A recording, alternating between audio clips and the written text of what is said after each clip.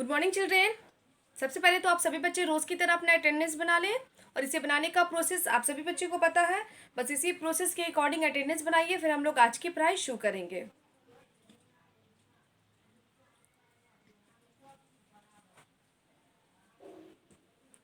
सभी बच्चों का अटेंडेंस बन गया होगा तो सभी बच्चे एसएसटी की नोटबुक ओपन कर लेंगे, क्योंकि आज हम लोग चैप्टर 14 का शॉर्ट आंसर करेंगे। क्वेश्चन नंबर डी जो है, answer the following question in 1 line. लेकिन पढ़ाई शुरू करने से पहले जो बातें मैं रोज़ आप लोगों को बोलती हूँ उन बातों को फिर से रिपीट कर दूँ कि जो बच्चे ऑनलाइन क्लास में प्रेजेंट नहीं रहते हैं वो बच्चे प्रेजेंट रहा करें, और जो बच्चे प्रेजेंट रहते हैं वो दूसरे बच्चे यानी कि अपने क्लासमेट्स, अपने फ्रेंड्स को प्रेजेंट रहने के लिए बोला करें। और प्रेजेंट रहने का मतलब है कि आपके क्लास की वीडियो जितनी देर की होती है उतना देर का वीडियो आपको देखना है, और वीडियो के दौरान आपके टीचर्स आपको जो भी बोलते हैं वो हर एक बात को आपको फॉलो करना है, उसका पालन करना है। जैसा कि आप सभी बच्चे जानते हो कि आपको हर क्लास में 2 बार अटेंडेंस बनानी होती है, फर्स्ट क्लास के स्टार्टिंग में, दूसरा क्लास के एंडिंग में। आपने अभी एक बार बना लिया, जैसे ही मैंने गुड मॉर्निंग विश किया उसके बाद मैंने कहा अटेंडेंस बनाने को, आपको थोड़ा टाइम दिया, आपने बनाया। उसी तरीके से जब हम क्लास को एंड करेंगे और मैं गुड हैबिट टिप देती हूँ उस समय आपको अटेंडेंस बनानी होती है। तो आपको हर क्लास में 2 बार अटेंडेंस बनानी है, स्टार्टिंग में और एंडिंग में। जिन बच्चों के पास अपनी बुक्स नहीं है वो बच्चे अपनी बुक्स पेरेंट्स को बोल के परचेस करवा लें, या बुक्स के अलावा नोटबुक वगैरह नहीं है उन चीज़ों को भी आप परचेस करवा लें। क्लियर? तो इन बातों पे ध्यान देंगे, ये बातें मैं रोज़ बोलती हूँ और मैं आगे भी बोलूँगी ताकि आप इसका पालन करें। जो बच्चे पालन करते हैं बहुत अच्छी बात, जो नहीं करते हैं कोई बात नहीं, लेकिन करने की कोशिश कीजिए, बात को मानिए। ओके, तो ये बातें जनरल है जो मैं रोज़ बोलती हूँ। चलिए अब हम पढ़ाई कर मतलब पढ़ाई की तरफ चलते हैं, और आज जो हम लोग लॉन्ग आंसर लिखेंगे उसके लिए नोटबुक पेन कर लें। लेकिन मैंने जो प्रीवियस क्लास में जो वर्ड मीनिंग कराया है उसे एक बार रिवाइज कर दो कि क्या क्या वर्ड मीनिंग है। और मैं उम्मीद करती हूँ कि मैंने जो वर्ड मीनिंग रिमेंबर करने को दिया आप सभी बच्चे रिमेंबर किए होंगे। और वर्ड मीनिंग हमने क्लास में 3 दिन लगा वर्ड मीनिंग को कंप्लीट करने के लिए, तो आपके पास 3 दिन समय भी मिल गया उसे याद करने का। तो आप मतलब उम्मीद करती हूँ कि आप याद किए होंगे। अगर जो बात बच्चे को जो भी वर्ड नहीं याद हो पाई है कोई दिक्कत नहीं, उसे अगेन रिमेंबर कर लेंगे। तो हम लोग 33 तक पहले कर चुके थे, ओशियन तक। उसके बाद था हमारा पॉल्यूशन, है ना। या मैं रिपीट कर देती हूँ स्टार्टिंग से, तो वो ज़्यादा बेटर रहेगा, क्योंकि आप 1 बाय 1 करके मैच भी कर लोगे कि आपने बनाया है सही। सबसे पहले था initial, essential, ESSENTIAL, essential means अति आवश्यक। उसके बाद था आउटर, OUTER, आउटर मीन्स बाहरी। उसके बाद था स्पेस, SPACE, स्पेस मीन्स जगह या अंतरिक्ष। उसके बाद था लेवल, LEVEL, लेवल में समतल या बराबर। उसके बाद था स्लोप, SLOPE, स्लोप मीन्स ढाल या उतार। उसके बाद था फर्टाइल, FERTILE, फर्टाइल मीन्स क्या कहते हैं, उपजाऊ या हरा भरा। उसके बाद था प्लेन, PLAIN, प्लेन मीन्स समतल भूमि या मैदान, है ना। उसके बाद था हील, HILL, हील मीन्स पहाड़ी या टीला। उसके बाद था माउंटेन, MOUNTAIN, माउंटेन मीन्स पहाड़ या पर्वत। उसके बाद था पिक, PEAK, पिक मीन्स चोटी या शिखर। उसके बाद था लो लैंड, LOWLAND, लो लैंड मीन्स निचली भूमि। उसके बाद था वैली, VALLEY, वैली मीन्स घाटी या वादी। उसके बाद था डिजर्ट, DESERT, डिजर्ट मीन्स रेगिस्तान या मरुभूमि, या मरुस्थल भी होता है लेकिन मैंने मरुभूमि लिखा है। उसके बाद था स्कार्सिटी, SCARCITY, स्कार्सिटी मीन्स अभाव या कमी। मैं इसके स्पेलिंग या मीनिंग इसलिए बताती हूँ कि जो बच्चे अगर जो वर्ड भी छूट गया लिखने में, हो सकता है कोई चीज़ आपको क्लियरली नज़र ना आया हो, क्योंकि हम लोग ऑनलाइन कर रहे हैं, मोबाइल के ज़रिए पढ़ रहे हैं, तो क्लियरली नज़र ना आया होगा। तो आप, मैं जो बोल रही हूँ वो आपको तो सुनाई दे ही रहा है, तो आप उसे पॉज करके भी लिख सकते हो। ओके। उसके बाद था vegetation, vegetation, VEGETATION, vegetation means वनस्पति या पेड़ पौधे। उसके बाद था प्लेट्यू, PLATEAU, प्लेट्यू मीन्स पहाड़ी मैदान। उसके बाद था रॉकी, ROCKY, रॉकी मीन्स चट्टान, यानी कि यहाँ पे लिखा है तो मैंने पथरीला। उसके बाद है कल्टीवेशन, CULTIVATION, कल्टीवेशन मीन्स खेती या जुताई। उसके बाद था आइसलैंड, ISLAND, आइसलैंड मीन्स द्वीप या टापू। उसके बाद था पेनिनसुला, PENINSULA पेनिनसुला मीन्स प्रायद्वीप। उसके बाद था बायोडिग्रेडेबल, BIO, उसके बाद DEGRADABLE बायोडिग्रेडेबल मीन्स सरणशील। उसके बाद था कंजर्व, CONSERV कंजर्व मीन्स सुरक्षित रखना। उसके बाद था सोर्स, SOURCE सोर्स मीन्स स्रोत। उसके बाद था डिगिंग, DIGGING डिगिंग मीन्स खुदाई या खनन। उसके बाद था स्ट्रीम, STREAM स्ट्रीम मीन्स झरना या नाला। उसके बाद था लेक, LAKE लेक मीन्स झील या सरोवर। उसके बाद था पॉन्ड, POND पॉन्ड मीन्स तालाब या पोखर। नेक्स्ट था ओरिजिनेट, ORIGINATE ओरिजिनेट मीन्स उत्पन्न होना। उसके बाद था वाटरफॉल, WATERFALL वाटरफॉल मीन्स झरना या निर्झर। उसके बाद था SEA मीन्स समुद्र। उसके बाद था ओशियन, OCEAN ओशियन मीन्स महासागर। उसके बाद था पॉल्यूशन, POLLUTION पॉल्यूशन मीन्स प्रदूषण। उसके बाद था house hold, HOUSEHOLD house hold means घरेलू। उसके बाद था प्रीसियस, PRECIOUS प्रीसियस मीन्स अनमोल या बहुमूल्य, कीमती वगैरह भी होता है। उसके बाद था ब्लैंकेट, BLANKET ब्लैंकेट मीन्स आवरण या कंबल। यहाँ पे ब्लैंकेट का मीनिंग हो जाएगा आवरण, इसलिए मैंने आवरण लिखा है, लेकिन जनरली अगर हम ब्लैंकेट का इस्तेमाल करें तो वो हो जाएगा कंबल। उसके बाद था एटमोस्फेयर, ATMOSPHERE एटमोस्फेयर मीन्स वायुमंडल या वातावरण। उसके बाद था रिलीज, RELEASE रिलीज मीन्स छोड़ना या मुक्त करना। उसके बाद था क्रैकर्स, CRACKER क्रैकर मीन्स पटाखा। टोटल 40 वर्ड थे, चैप्टर 14 में 40 वर्ड थे, तो 3 दिन करके मैंने लिखाया है ना। तो आई थिंक मैं उम्मीद करती हूँ कि आप सभी बच्चे याद किए होंगे, जिनको नहीं याद है वो अगेन रिमेंबर कर लेंगे। चलिए, तो अब हम अपनी, ये तो प्रीवियस क्लास का होमवर्क था जो मैंने एक बार रिवाइज कर दिया कि कौन कौन से वर्ड है। अब चलिए हम क्वेश्चन नंबर डी यानी कि शॉर्ट आंसर लिखते हैं। तो सभी बच्चे नोटबुक ओपन कर लीजिए। नोटबुक ओपन करने के बाद बच्चों को क्या करनी है, तो आपको ये देखना है कि चैप्टर 14 का जो भी आपने वर्ड मीनिंग लिखा है, तो वर्ड मीनिंग वाले पेज में अगर 3 से ज़्यादा लाइन है तो आप बच्चों को इस पेज का इस्तेमाल करना है। और जिनके नोटबुक में है ना लिखे हुए पेज में 3 या उससे कम लाइन है, वो बच्चे न्यू पेज का इस्तेमाल करेंगे। क्लियर? हाफ पेज वाले बच्चे क्या करेंगे, तो जो भी चीज़ लिखा है उसके नीचे स्केल की हेल्प से लाइन खींचेंगे। उसके बाद में एक लाइन में डेट, चैप्टर रिमेंबर, दूसरी लाइन में हेडिंग और तीसरी लाइन से लिखना शुरू कर देंगे। और न्यू पेज वाले बच्चे क्या करेंगे, तो डेट, चैप्टर रिमेंबर को नोटबुक में सबसे ऊपर फर्स्ट लाइन में हेडिंग और सेकेंड लाइन से लिखना शुरू कर देंगे। तो चलिए अब हम लिखना शुरू करते हैं। और जब मैं लिखूं तो आप सभी बच्चे लिखिए, और जब मैं समझाऊं तो आप सभी बच्चे लिखना बंद करके मेरी तरफ ध्यान देकर समझिए।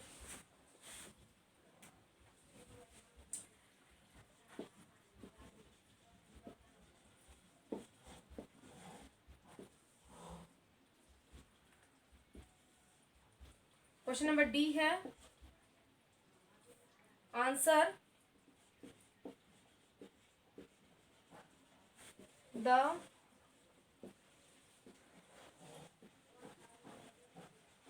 Following questions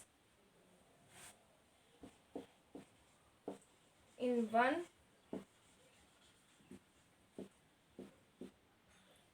line. बोला answer the following questions in one line, इन प्रश्नों का उत्तर हमें एक लाइन यानी कि एक वाक्य, एक सेंटेंस में देना है। तो चलिए हम लिखना शुरू करते हैं। फर्स्ट नंबर क्वेश्चन में क्या है, what are deserts, what are deserts, DESERTS deserts, रेगिस्तान यानी कि मरुभूमियाँ क्या होती है ना। तो चलिए हम इसका आंसर लिखते हैं, फिर समझेंगे।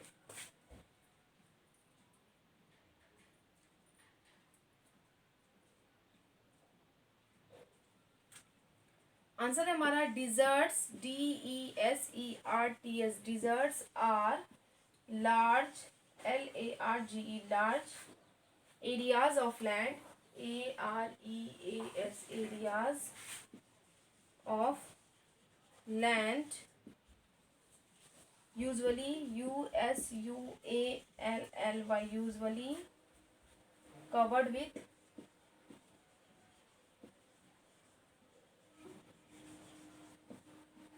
usually covered with sand that are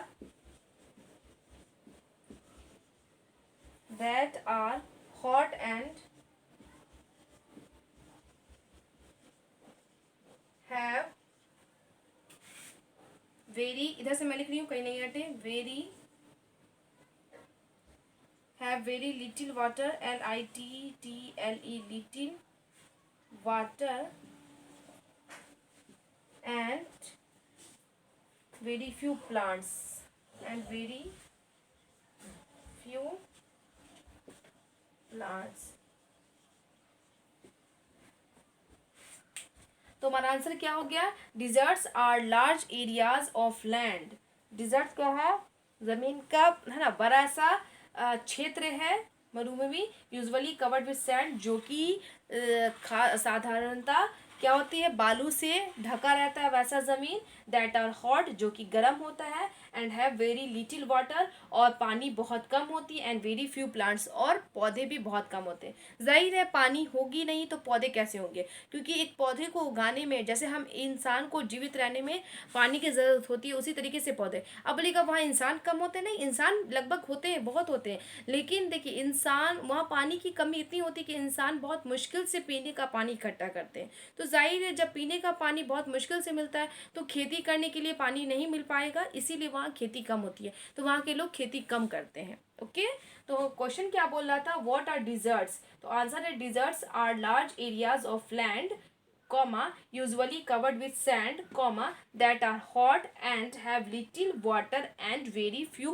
plants, है ना। डिजर्ट जमीन का एक बड़ा सा क्षेत्र है जो कि साधारणतः बालू से ढका हुआ है, और जो गर्म होता है, और जिसमें पानी बहुत कम होते हैं, और पौधे भी बहुत कम होते हैं। और डिजर्ट इलाकों में, यानी कि आप रेगिस्तान वाले इलाकों में ज़्यादातर कैक्टस देखोगे, कांटेदार पौधा जो कैक्टस है, ये कैक्टस है ना, बिना पानी के भी उग जाता है, तो ज़्यादातर आपको वही देखने को मिलेगा वहाँ, तो बहुत कम ही प्लांट होते हैं। तो आप देख रहे हो बोर्ड पे बिल्कुल स्पेस नहीं है क्वेश्चन नंबर 2 लिखने के लिए, तो हम इसे वाइप करेंगे। तो एक बार फिर से समझा दें, क्वेश्चन नंबर 1 क्या है? What are deserts? तो हमारा आंसर है deserts are large areas of land usually covered with sand that are hot and have very little water and very few plants. Clear? तो हमारा ये आंसर है। अब मैं वाइप कर रही हूँ, अब तक क्वेश्चन नंबर 2 और उसका आंसर लिखूंगी।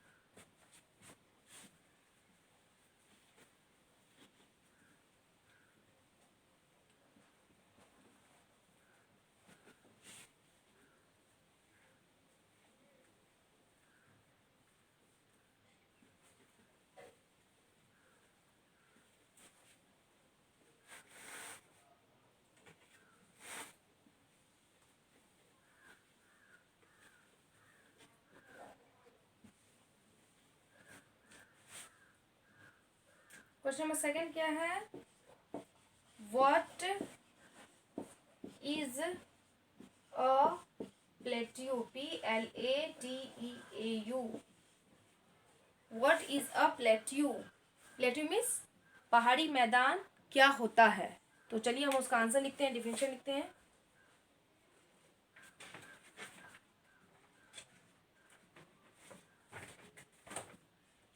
तुम्हारा आंसर है a high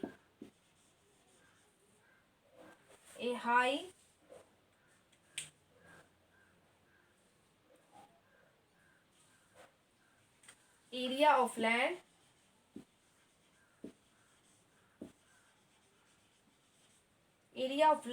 which is flat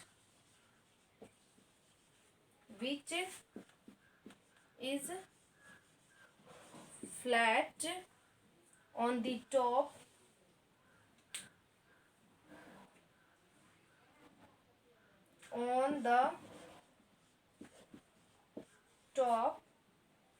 is called plateau। PLATEAU plateau. Okay, तो ये हमारा आंसर हो गया। तो क्वेश्चन क्या बोला था? What is a plateau? Plateau mean यानी कि पहाड़ी मैदान क्या होता है, तो हमारा आंसर है a high area of land which is flat on the top is called प्लेट्यूम।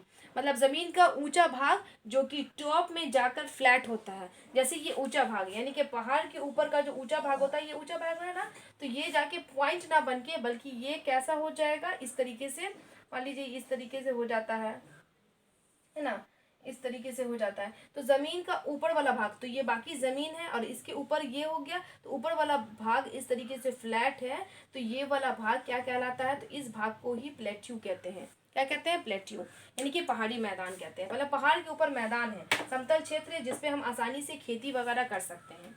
तो ये क्या है कि what is a plateau, plateau क्या होता है, पहाड़ी मैदान क्या होता है, तो हमारा आंसर है a high area of land which is flat on the top is called plateau. जमीन का ऊंचा भाग जो कि ऊपर जाके फ्लैट होता है, समतल होता है, बराबर होता है, उस भाग को प्लेट्यू कहते हैं, यानी कि पहाड़ी मैदान कहते हैं। यानी कि पहाड़ के ऊपर की जो पार्ट होती है, यानी कि पिक होती है, शिखर होती है, चोटी होती है, वो फ्लैट हो, समतल हो, तो उसको हम प्लेट्यू कहते हैं, क्योंकि पहाड़ी मैदान वो कहलाता है।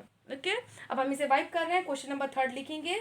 तो देखना आप स्पेस ही नहीं है, तो एक बार फिर से समझा दो वाइप करने से पहले। व्हाट इज अ प्लेट्यू, तो हमारा आंसर है a high area of land which is flat on the top is called plateau. अब मैं वाइप कर रही हूँ।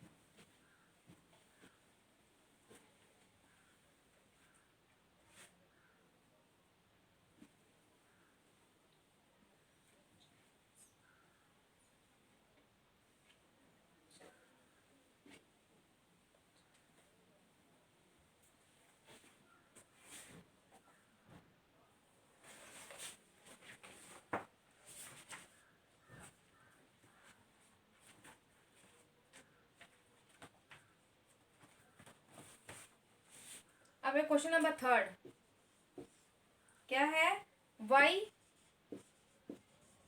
कैन नॉट, यानी कि can't, why can't we drink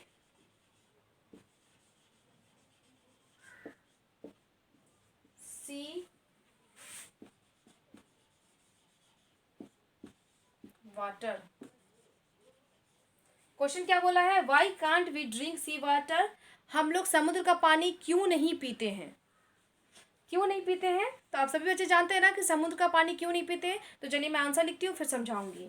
तो आंसर है हमारा we can't drink sea water, sea water because BECAUSE because this water is salty, SALTY, salty means नमकीन या खारा। तो हमारा आंसर क्या हो गया, we can't drink sea water because this water is salty, हम लोग समुद्र का पानी नहीं पी पाते हैं क्योंकि समुद्र का पानी क्या होता है, तो खारा होता है। मतलब या समुद्र का पानी क्या होता है, नमकीन होता है, खारा होता है। तो जो पानी देखिए हमारे भोजन में बोलेगा नमकीन, तो हम लोग भोजन भी करते हैं। तो देखिए भोजन में जो नमक पड़ती है, चाहे वो सब्जी हो, भुजिया हो, मम्मी जो भी चीज़ पकाती है, दाल वाल, तो एक बैलेंस, एक बराबर से एक जो प्रॉपर क्वांटिटी होनी चाहिए नमक की, वही रहता है।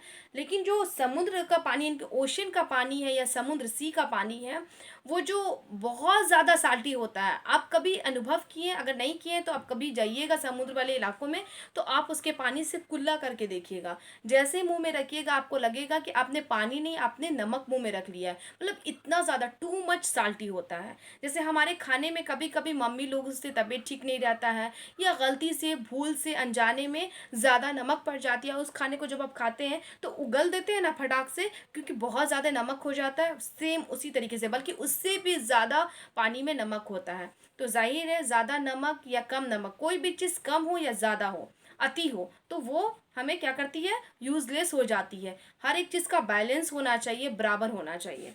तो क्वेश्चन कह रहा है why can't we drink sea water, हम लोग समुद्र का पानी क्यों नहीं पीते। तुम्हारा आंसर है we can't drink sea water because this water is salty, हम लोग समुद्र का पानी नहीं पीते क्योंकि ये जो पानी होता है खारा होता है, नमकीन होता है, इसीलिए नहीं पीते। ओके, तो अब हम इसे वाइप करेंगे, क्वेश्चन नंबर 4 लिखेंगे।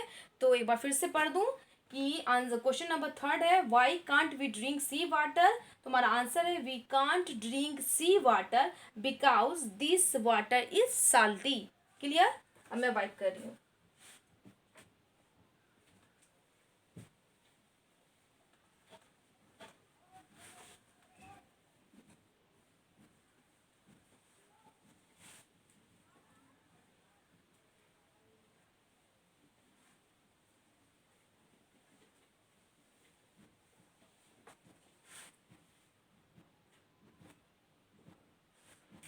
क्वेश्चन नंबर 4 है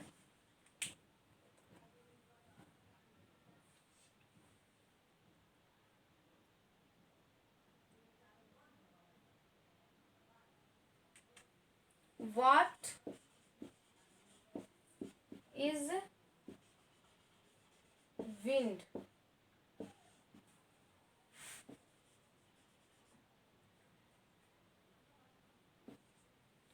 क्वेश्चन क्या है, what is wind. Wind means वायु या हवा, तो वायु या हवा क्या होता है। ओके, तो चलिए अब इसका आंसर लिखते हैं।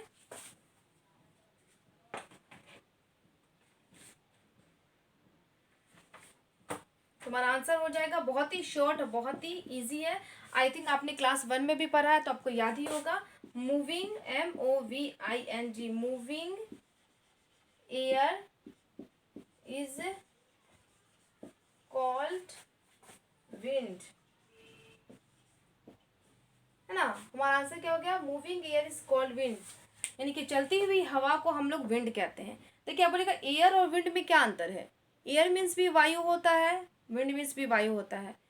एयर मीन्स भी हवा होता है, विंड मीन्स भी हवा होता है, लेकिन दोनों में क्या अंतर है, तो दोनों में वो अंतर है, एयर हम उसको इस्तेमाल करते हैं चाहे वो हवा हमें महसूस हो या ना हो, मतलब चल रही हो। हवा तो हर वक्त रहती है, चारों तरफ रहती है हमारे, हम उसे सिर्फ महसूस कर सकते हैं, देख नहीं सकते। ओके, तो ये हवा है, तो जाहिर सी बात हम कैसे महसूस कर सकते हैं, तो हम जीवित हैं, तो बिल्कुल हम जीवित हैं। तो किस जरिए जीवित है, तो वही जो सांस लेते हैं, और सांस में क्या लेते हैं, तो हवा को अपने शरीर के अंदर करते हैं, तो ये एयर होती है। और जो हमें महसूस होती है, मतलब चल रही है, चाहे वो हल्की हो और वो चल रही है, कपड़े हिल रहे हैं थोड़ा सा और हमें फील हो रहा है कि हवा चल रही है, उस हवा को विंड कहते हैं। तो दोनों में ये अंतर है। ओके, याद रखिएगा।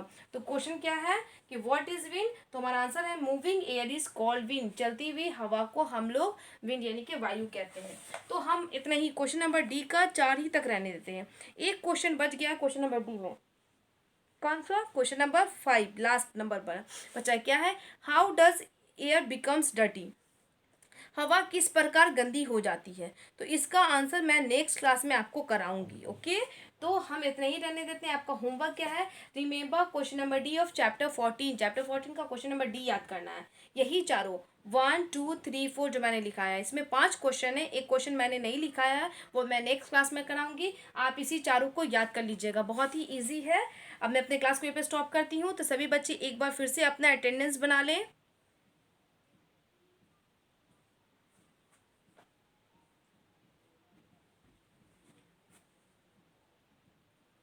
सभी बच्चों का अटेंडेंस बन गया होगा, तो सभी बच्चे मेरी तरफ ध्यान देंगे। तो जब मैं क्लास को एंड करती हूँ तो उस समय मैं क्या देती हूँ, गुड हैबिट टिप देती हूँ। तो आज का हमारा जो गुड हैबिट टिप है वो सेफ्टी रूल भी है। आजकल मैं जो भी अच्छी आदतें देती हूँ वो साथ में सुरक्षा का नियम भी रहता है, मतलब वो हमारी आदत में भी शुमार हो जाएगा कि वो अच्छी आदत है, प्लस उस आदत को हम अगर अपनाएंगे तो हम सुरक्षित रहेंगे। तो सुरक्षा को ध्यान में रखते हुए मैं बता रही हूँ। तो आज का है, never open the door for unknown person, कोई भी अपरिचित व्यक्ति के लिए, अनजान व्यक्ति के लिए आप अपने घर का दरवाज़ा मत खोलिए, है ना। जैसे कोई इंसान आपके घर आता है और आप उसे नहीं जानते हो और वो गेट नॉक कर रहा है, वो आप पूछिएगा कि कौन है, आप वो आपको अपना नाम बताएगा, फिर भी आप उसका नाम नहीं जान रहे हो तो आप बिल्कुल मत खोलना गेट और ना ही उनको अंदर आने देना। बल्कि जैसे आप सुनो तो आप अपने घर के बड़े लोगों को या मम्मी पापा दादा अंकल जो भी हैं उनको बताइए कि कोई घर पे गेट पे आया है, दरवाजे पे खड़ा है, जाके मिल लीजिए। तो वो बड़े लोग उनको हैंडल करेंगे, ट्रीट करेंगे।